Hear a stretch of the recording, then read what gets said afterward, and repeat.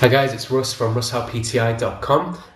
In this video I want to talk about creatine supplements. Creatine is becoming increasingly popular. It's probably only second now to actual protein shakes in terms of its popularity.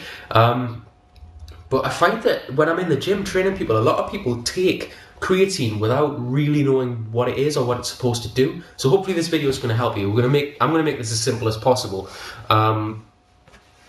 And avoid, like, you know me if you've watched my other videos, I'll always avoid jargon and stuff like that. So creatine has been widely used now in bodybuilding and other sports for about 20 years. It's a completely natural resource as well. It's developed in your body. It's a human resource. First of all, I'm going to show you what creatine is, and then I'm going to explain what types of creatine I would recommend using. Okay, I don't normally do that. I normally like to just let people make their own mind up, but with this one, it's pretty much a no-brainer for me. So first of all, creatine, like I say, it's developed inside your body. It's designed to give you explosive strength for a short period of time. If you think of something like a sprinter or a boxer, actually that's a sprinter, as soon as the gun goes, they just explode, right? For 100 meters, they go all out. And they're using their creatine resources there inside their body. Now, after 100 meters though, if they just carried on running, they wouldn't be able to keep up that massive speed, right? Which is why long distance runners don't go that fast. What would happen if they tried keeping up that speed is after about 200 to 250 meters, lactic acid would start going into their muscles. Their creatine levels have ran out, and you'd find that your muscles basically just hurt. Your body's trying to get you to stop what you're doing. If you carried on going, see, as that's happening, your creatine levels are building back up. So if the sprinter was able to carry on going, eventually he'd get, I guess, what we would describe best as a second wind, where they can come back again for a short period of time. They can go faster again because their creatine levels have built up. You see that happening a lot more in boxing than any other sport. A boxer looks like he's done, and then all of a sudden seems to get energy from nowhere. Now, in theory, by taking creatine as a supplement, putting more into your body, you would have more explosive strength, or you'd be able to go for slightly longer than you normally would. Put that into a gym context, you might be able to lift a little bit heavier, get better results. And it works. It's proven time and time again to work. In terms of what types of creatine you can have, there are now, what started out as just basic creatine monohydrate, there are now so many other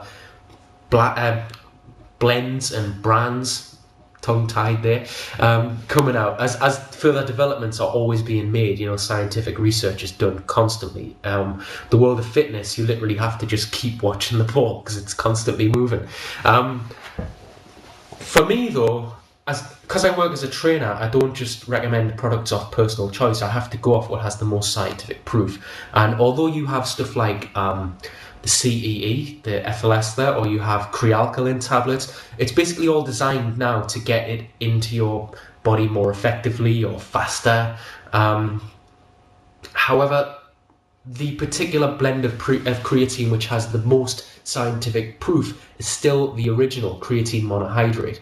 And whenever I'm recommending any creatine to any clients, that's always going to be the one that I go with, simply because although I've personally enjoyed the newer developments and got happy with the results that I got from them when I was using them, if I'm recommending it to someone else, I'm not going to use personal choice. I'm going to go off proof. And creatine mono has been around for so long that it's the undisputed king still.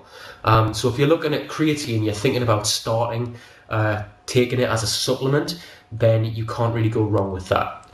The good thing as well, an additional benefit, is that because of all the new developments and all the new products which have came out in the creatine market, the price of the basic monohydrate is actually plummeted now, and you can pick it up for a lot cheaper than you could have in the past.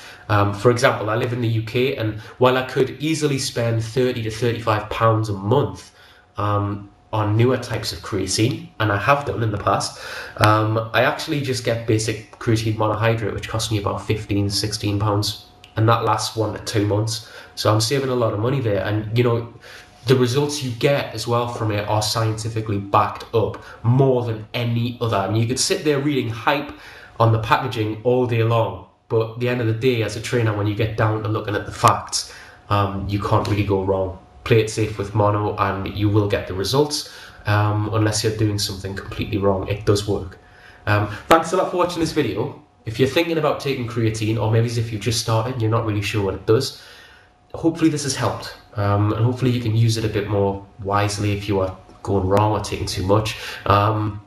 It's very important that you follow the guidelines on creatine. You don't want too much because it can be dangerous. So hopefully this video has just helped shed some light on it. It seems to be a bit of a shady subject with people in the gym. They're quite happy to take it without really knowing what it is.